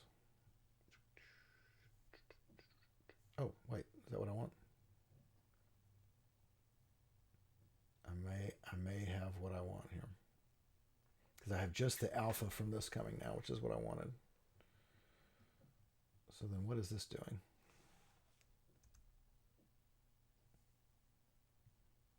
Ah, okay. All right. So let's go to this node here. And I want to put a node before that. And what we're going to do is... Actually, you know what? I'm going to make a node after this. I'm going to option drag this to copy that. And I'm going to get rid of that and disable it. There we go. Okay. Because I want to preserve my work on that already. So what I'm going to do is I'm going to use this node here as a pre-mat. It's going to prep the mat coming in. So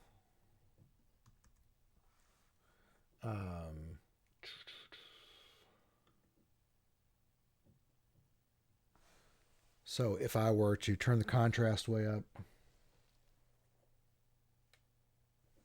you know, is that going to give me a cleaner?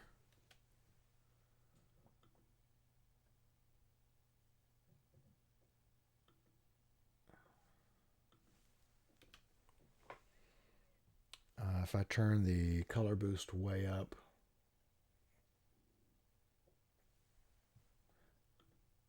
how does that affect this, if any?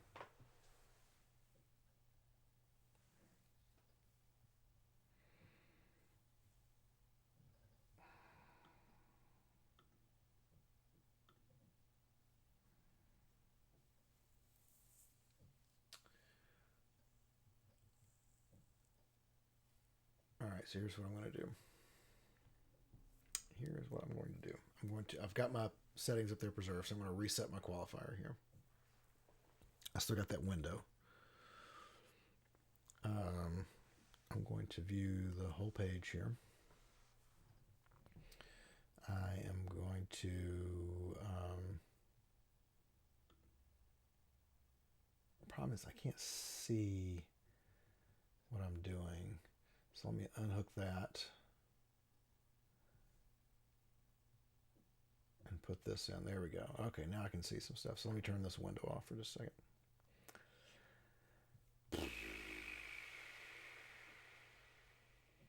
Oh, that's the bottom of the image because the image is where it is. Okay.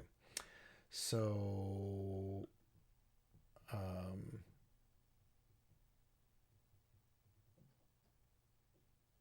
why is everything blank?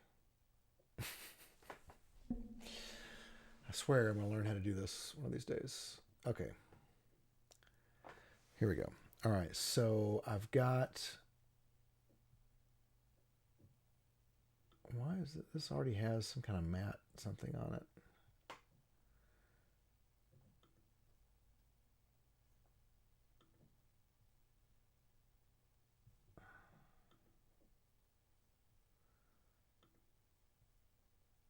Let's just reset the whole. We'll lose my window, but that's okay. Reset the node grid. Okay. So with this selected now, I'm going to use my qualifier and see if we get a better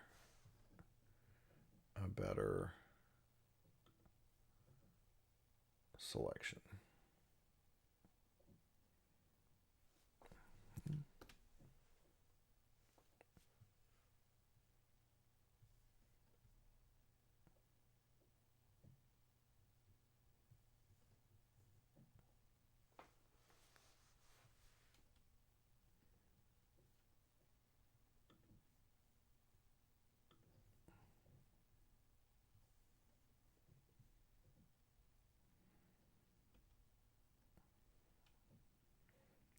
Okay. Saturation doesn't seem to be doing much. Our luminance is doing quite a bit. Hue's doing most of the work. Our hue is too big.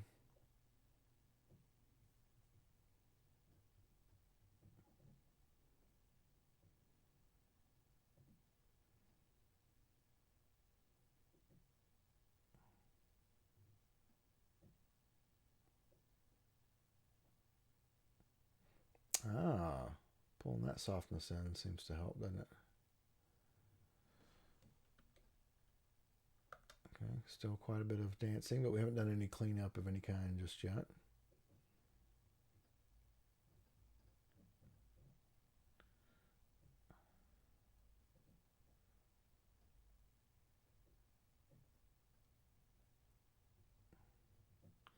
All right, sort of same thing here with this softness.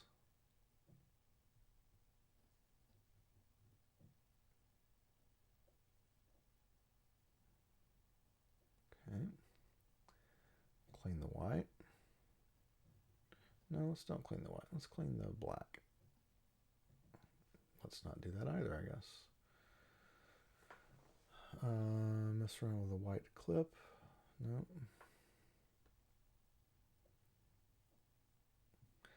All right, I guess I want to open it up just a little more.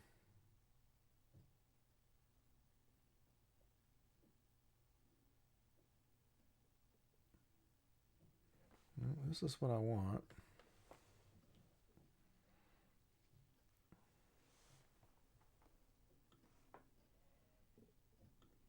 I wonder what this opening closing means. Interesting. Interesting.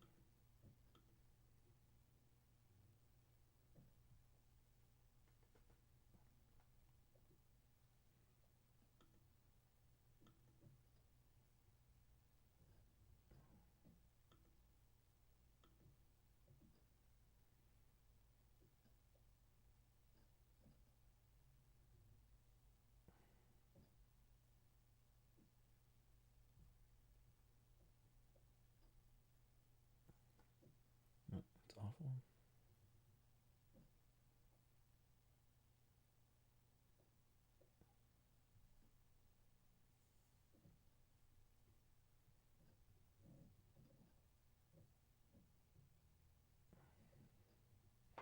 You just can't seem to clean this stuff without it being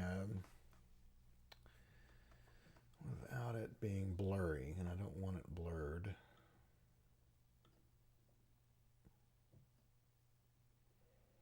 Let's try some of this morph operation stuff. Shadow up, shadow down, reset, midtones up. Interesting, midtones down, reset, highlight up, highlight down,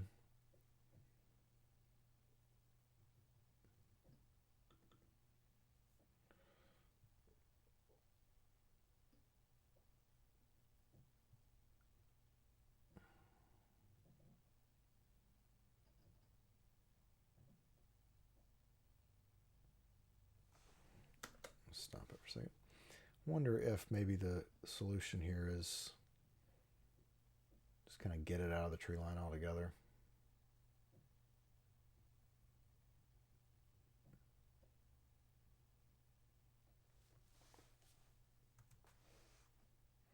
And then I'll just keep my clouds out of that space. I'll just move them over to the right side of frame.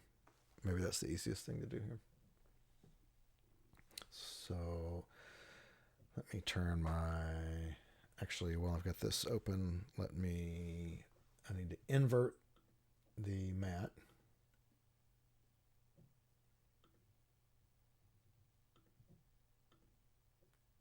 Which apparently you don't do with either of those. There we go. That's what I do. And then I need to, if I clean up the white, it's going to mess with my edges up there. So I'm just going to put in a window to isolate the sky. And so I'm going to do that with my thing here. So I'm going to hold down Shift up and add window, and I'll get a square window. I will Shift up and roll out something like that, and then I'll make it bigger, and then I'll roll it up into place. And this is a tripod shot, so I don't need to track it. Roll it up just a little more. Okay. And turn my highlight off. Okay, so now then I'm going to put this alpha going through, and there's my sky. But I don't want that visible. I want this visible. Okay. So my pre-matte, by upping the contrast and upping the saturation, helped me get a cleaner matte from my qualifier. But I'm not using that color. It's just helped me get my matte. And then now I'm using this here. So now let's look at it. Much better. And I haven't even moved the clouds yet.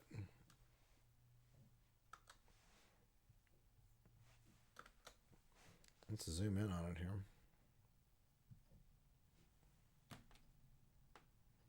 Oh, it's so much better. And that was the answer. That was the thing to do. And so now, last thing I might do is go back to my clouds here and go to the output matte and maybe just turn it down just a little. So this is at 100%. Let's see, where do I want to do this? On my output.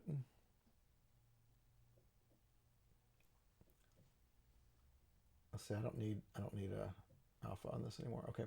So now or do I? If I put this at 5, yeah, that made no difference. I do need that alpha output.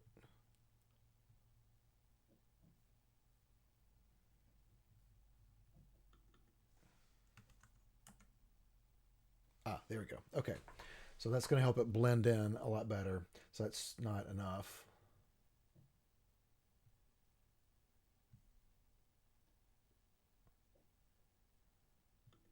Let's do 0.8.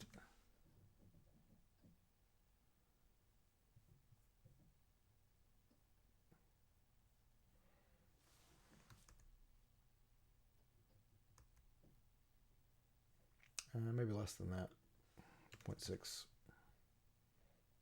Oh, it's too much. 0.72.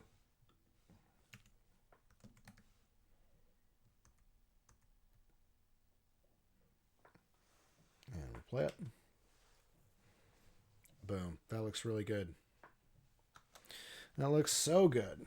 So let's go back to our edit timeline here.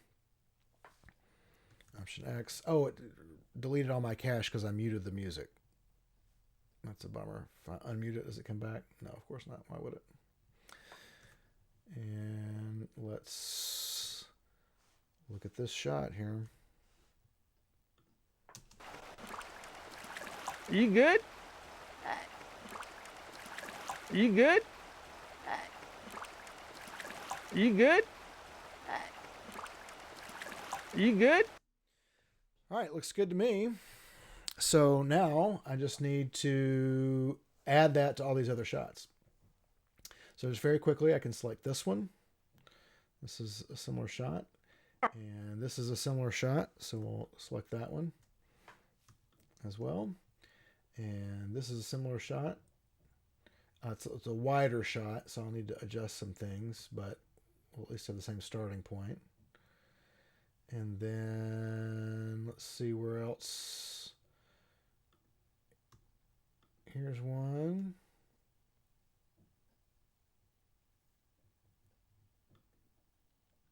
And there's one. And that's it. Okay. So I've got all these selected. And with them selected, I'm going to hold down Option and drag them straight up. And I'm going to hold down Shift so we don't move them anywhere. And I'm going to let go. So now I've got copies of all of them in Video Track 3. And now then I'm just going to Option drag my sky from shot to shot. We'll get it cinched up in a minute.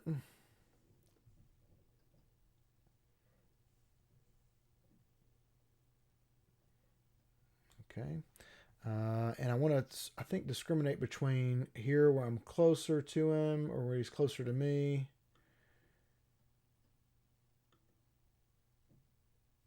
And here where he's farther away. And he's farther away here, and he's farther away here. So I think I'm actually going to delete these because once I get this sky set up, then I'll copy that and I'll paste that to those other ones. But what I do want to do now is copy the node grades onto all of these new clips. So I'm going to go to color, and I think that I can view only things that are in track 3. So clips, let's see, edit sizing, input sizing, grouped people, node, mark, clip color, modified. Let's see, maybe I can turn things off down here. Yes. There it is. Only my track 3 clips. Very cool. All right, so now I'm going to go here because this is the clip where I want to take what I have. And I want to make sure that I'm on the clip settings. And I think we can delete that now because we don't need that for sure. And I want to grab a still of this. So I just hit grab still. And so now I've got 3, 2, 1 over here. And I want to select all of these and then right click and apply grade. And there it is. It's cut the sky out of all of them. You see it right there in the thumbnails. So now we can turn our, let's go to this one actually, because this is, we're going to have to adjust things a little.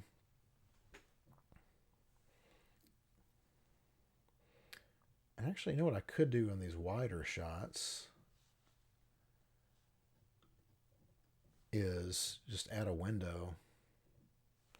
So let's add a window and change the aspect ratio and shrink it down and move it up. Let's increase that, increase the size.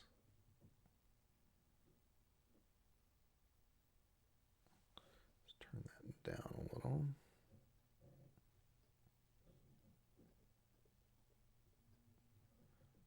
Okay, can I get it in the spot there? I can rotate it also to help a little bit.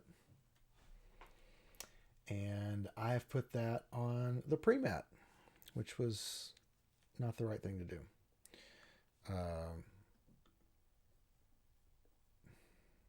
Because I'm not paying attention to what I'm doing. So I want to put it on the sky node is where I want it. So let's do that again. Add window.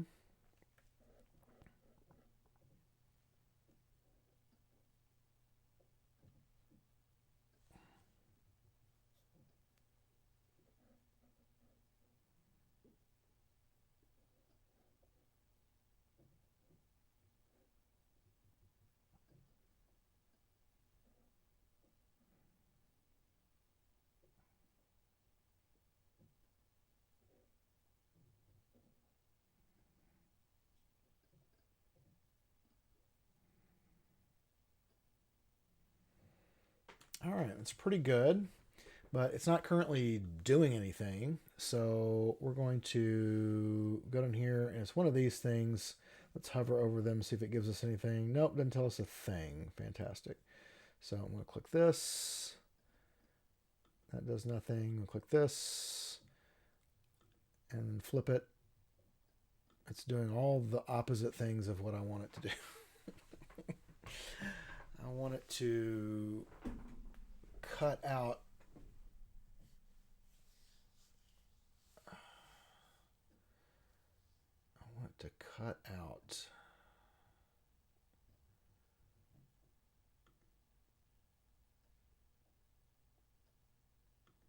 So it is cutting out. Oh, but you know what? It's doing it. I guess the qualifier happens after the cutting out. So once again, I need to delete this window.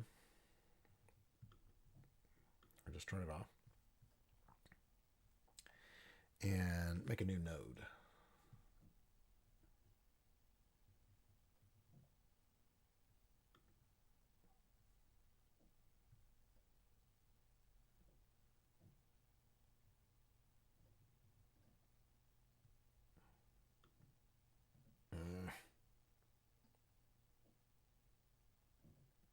Okay, I need to do it before.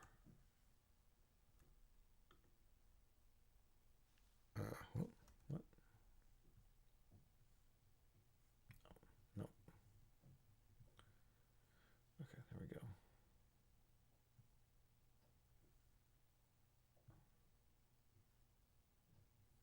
Okay.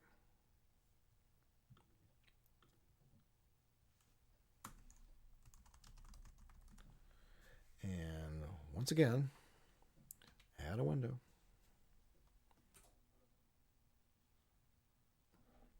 Get it into place. And then,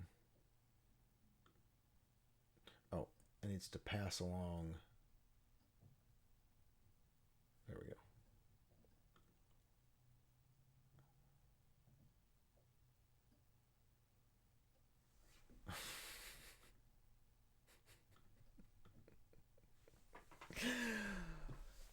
Oh, I hate matte stuff like this. Why can't I figure this out? I want a black hole. I want my matte to be inverted. Oh, this is what I want.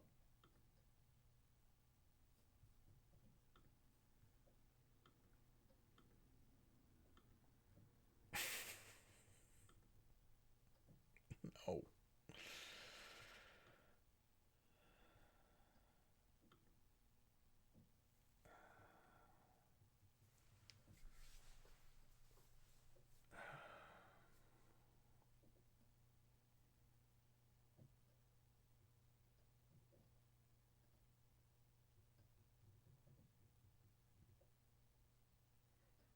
Okay, it has to go after. It has to go after.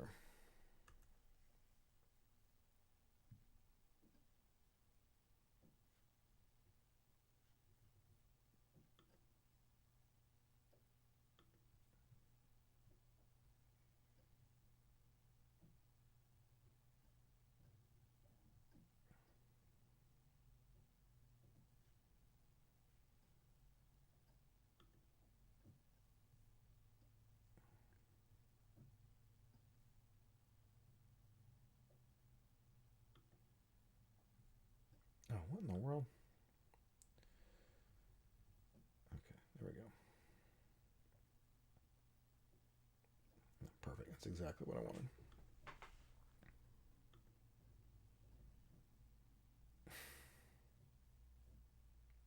I'm going to scream. Okay.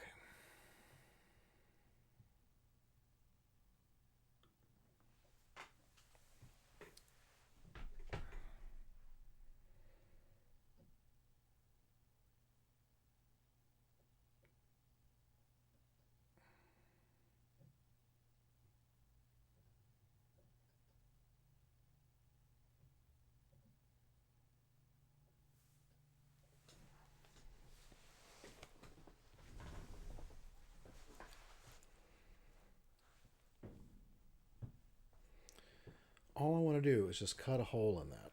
Why is this so difficult?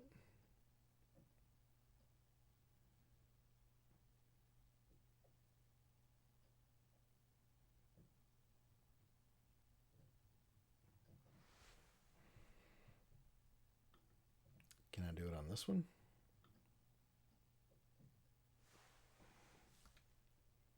Ah! Now we're getting somewhere. That's what I want. That's all I wanted. Why was that so hard?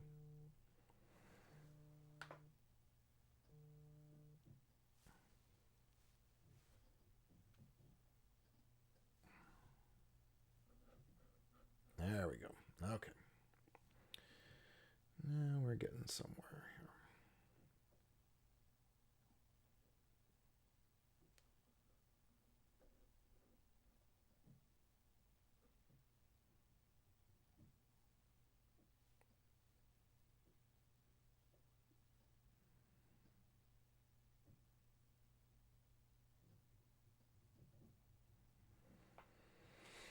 Okay. That just gives me a little more sky to work with. Now let's go back to, I'm going to turn on video track 2 now. So I've got all my sky clips in there. And here's my sky that I have right under that. And I'm going to need to change the CC on it because obviously this other clip is very blue and bright. It's a little different than the previous clip that we had.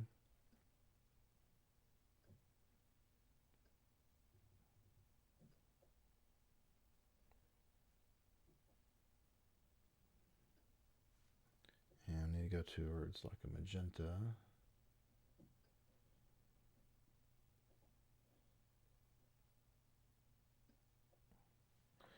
And I need to saturate.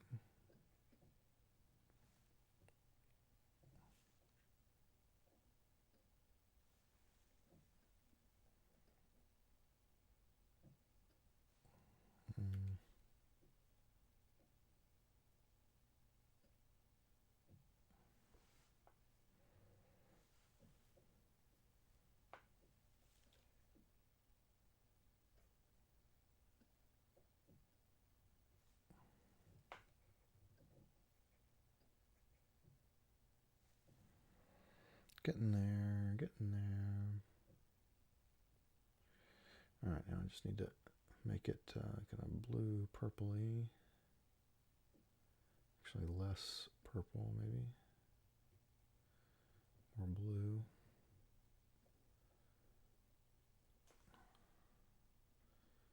This would probably go a lot better if I didn't have this bright light shining in my face.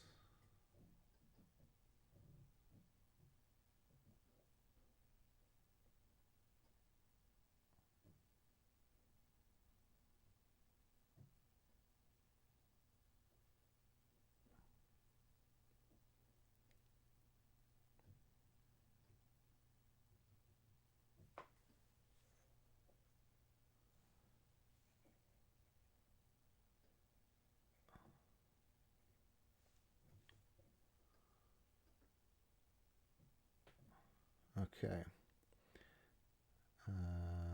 That needs to be more magenta.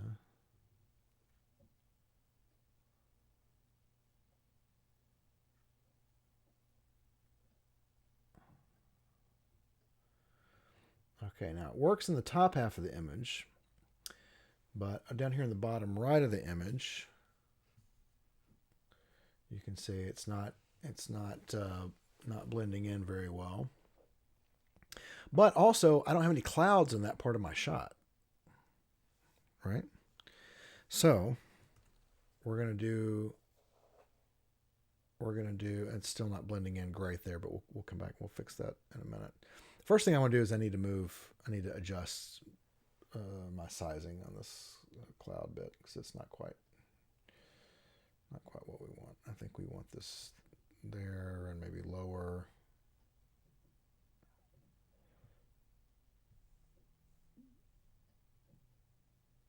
Something like this.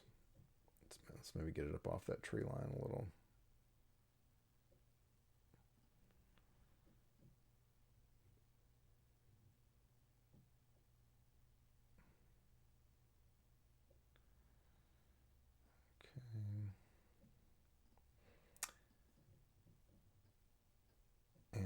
think we just gotta keep working that color.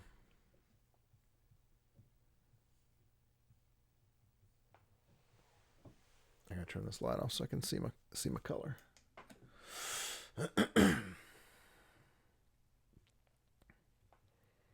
Needs to be just brighter.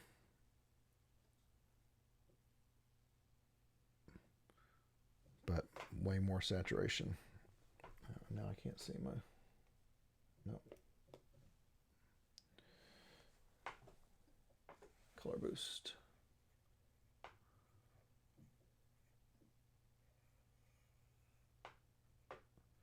Up the saturation.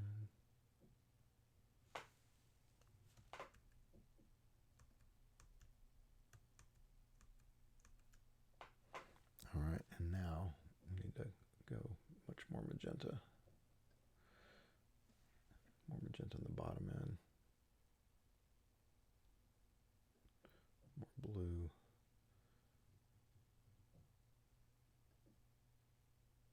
Oh, that's helping a little. Lower the contrast in a minute. All right, do it now, I guess.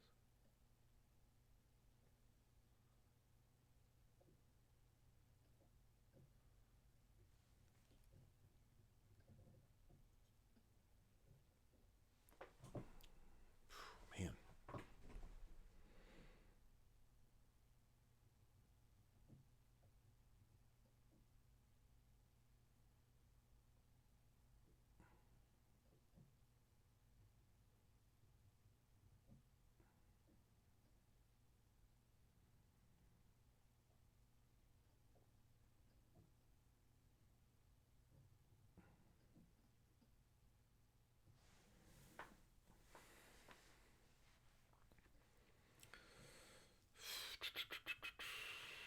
I think I want to edit what we got going on here a little bit.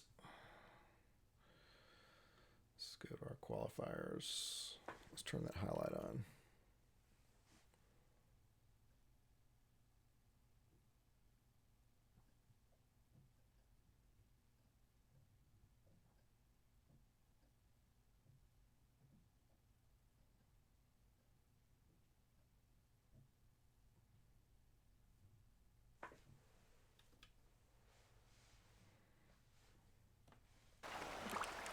Oh.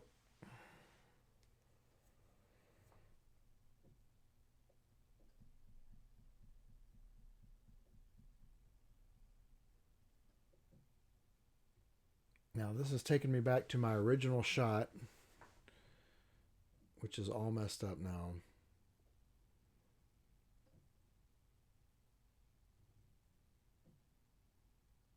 Why? Why is that the case?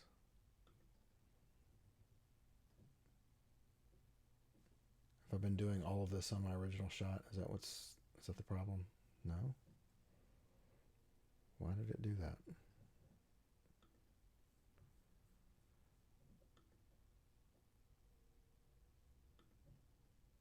Yeah. Why did it screw that up? Golly. All right. I'm losing my mind, and it's about time for me to go to bed. So...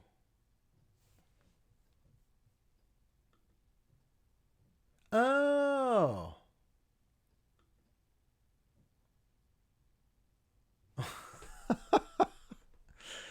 It literally disables the video one track.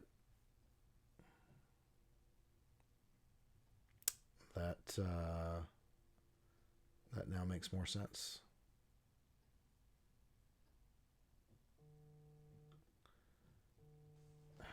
Good heavens.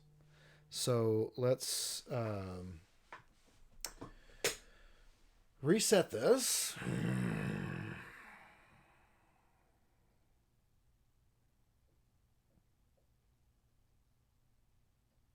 No, I don't have to reset it, because what I can do is I can go here, and I can grab a still, and it's 281, video track 281, and I can display the node graph. I got you. Hang on. We're almost there. And then I can go to this sky here, and I can take this CC node and I can overwrite.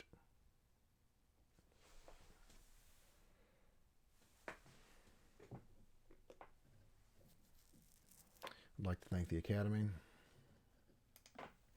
We're learning things. We're all learning together. That's what's important. And okay, it doesn't look too bad. So let's pop out. Great. So there's a little bit going on here. So I do want to adjust the CC a little bit, but not really how I had it before. And it also means, I think, that I can bring that down. So I want to go to my timeline, and I want to make this the same length here. And then I want to make this my clip that we're going to loop. And let's just play. Yeah, so it's really just sort of the grainy stuff right there on the actual clouds, which I don't even want. That's not even really where I wanted the clouds anyway. So we're going to select our sky here. Is this the right?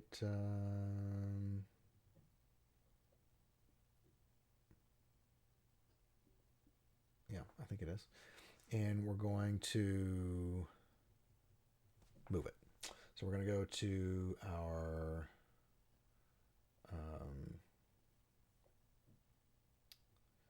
sizing and our edit sizing. And yeah, perfect. I want it down lower is where I want it, actually. Okay, what does that look like? Beautiful. Fantastic. Save that. Now we'll go back to our timeline, and now we will copy this guy, and that'll retain all of those color grading nodes. And now we just need to go through here and cinch these up and make sure that they're all, you know, the right size. By size, I mean that they're the right duration, the same duration as the clip above, and that they're not going out like that one is over to the next clip.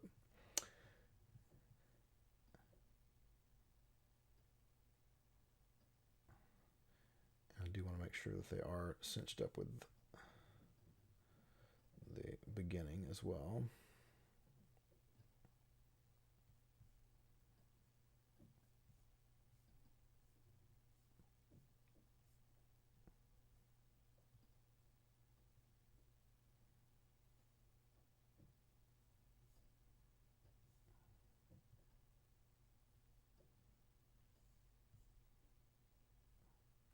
Look at that with the fishing rod right over it.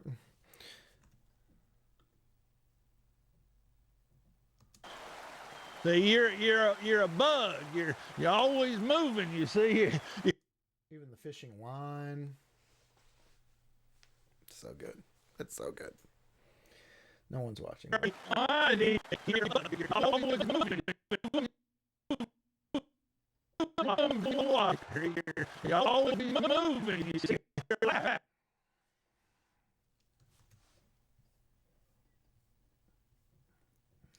That's everything. At least everything for that particular scene. Oh, it's almost done re-rendering everything. So that's good. And so we'll save it, and then let's just. Whoops! What did I just do? We'll just look at those clips real quick.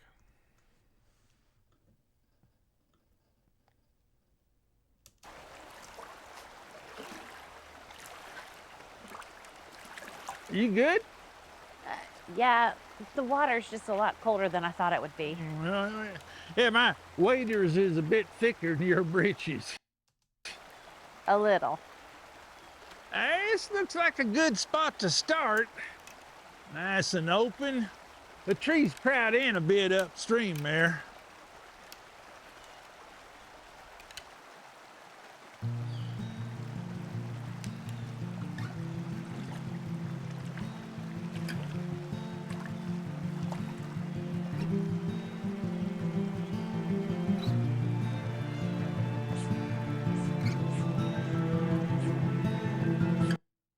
was watching you.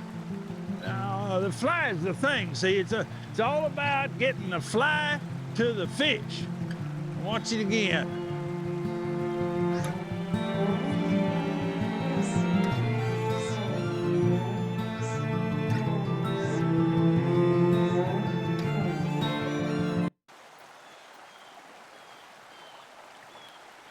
So once you cast it, how long do you leave it there? You don't. See, you're a bug. You're always moving. You see, you're alive. But what about all these? I buy it. I believe it. Do you believe it? I believe it. And so that's enough work for tonight. I think it's good. I think we can call it done.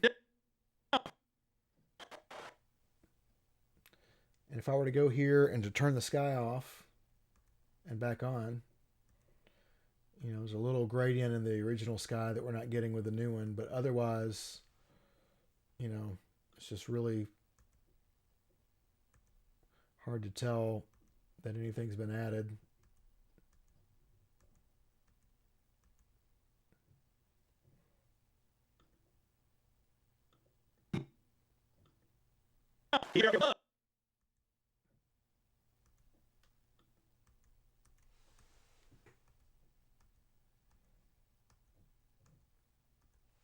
It's just so satisfying. All right, we're going to save it. I'm going to leave this open and let it recache everything. But I think that's all for me for tonight. Oh, not all for me for tonight. I'm going to do one more thing first. I'm going to go back to Notion. And I'm going to go here where it says add a few clouds. And where it says not started, I'm going to say done. And that's going to feel very satisfying to do. And it disappears from the list. Why? Because it's done. All right. Now I learned how to do mats and things like that, and how to cut holes in things, and using the edit page and the color page. Using Fusion may be a better way to do it. So maybe some of these others will use Fusion. Maybe I'll come back and redo these. I don't think so. I think they look fine. I don't think anybody will really inspect those and be able to tell if the sky's been replaced. It's not like we've put in a beautiful, majestic, you know, Visa card commercial kind of sky. It's just sort of a, you know, sort of a stock sky of small clouds. That's one of the things I told Noah when he went to go get the shots of the clouds, the still images. I said, make sure that they're not too pretty. You know, we don't want it to look like we've intentionally made some really pretty looking stuff. We wanted clouds that were sort of incidental looking, look like they would have been there when we showed up. Doesn't look like we waited for 4 hours to get the perfect cloud shot, you know. And I think these look great. I don't think anybody would ever suspect that those clouds were added in post. Looks pretty good. So that shot is now checked off the Notion list. I got to call it a night because I've been pulling... I've been staying up to like 2, 3, 4 o'clock in the morning, and I want to not do that anymore. So one of my big goals of today was just to go to bed at a decent hour, and that is quickly slipping away from me as it's already 10:45. So I'm going to sign off, but I'm going to be back on later and be doing more visual effects in Fusion, maybe showing you some more things with Notion and how I'm using that as well. Anything that you have questions about, I'm going to go ahead and add this over to my YouTube page, and you can just search for me there, Paul Andrew Skidmore on YouTube. And yeah, I'm excited to do this. I'm excited to share it with you. Hope you're learning something. I definitely am.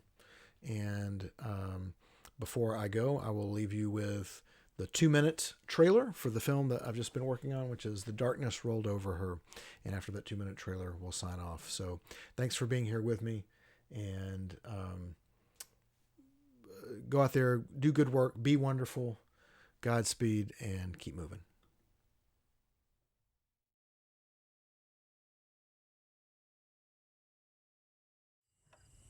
God, kill me. I want to die.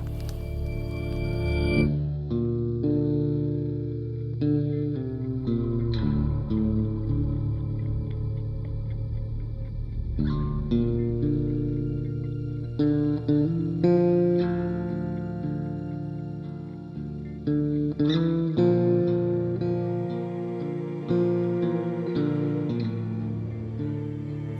Gwen, you're with Mr. Roy. Hello again. Hi. Roy Miller. Nice to make your acquaintance, Gwen Donnelly. Fish, they like facing upstream. Fish is always facing upstream looking for something. So I'm going to give them something.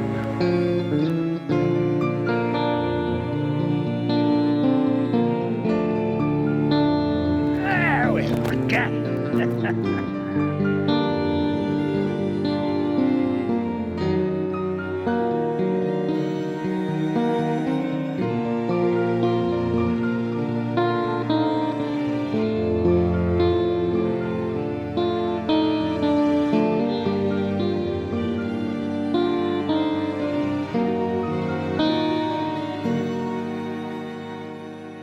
I suppose it's none of my business, but are you getting the help you need? When we were getting on that bus, I saw this look in your eyes, and I thought, that's exactly how I feel.